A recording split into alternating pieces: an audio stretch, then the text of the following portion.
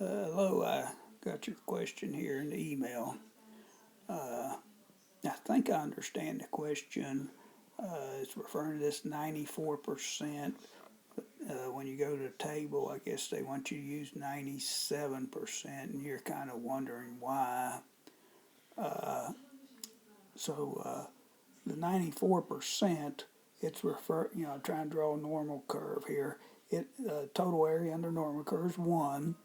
It's referring to 94% is referring to this 94% right in the middle. And then what's the area in these two tails? Well, total area under here is 1. So 1 minus 0.94 is 0.06. You divide that by 2. So there's 0.03 in each of the tails. But I think what the question's asking for, how much area is to the left of this point here? Well, if you have 0.94 here and another 0.03 here, that's a total of 0.97. So I think that's what you're asking about. I hope that helps.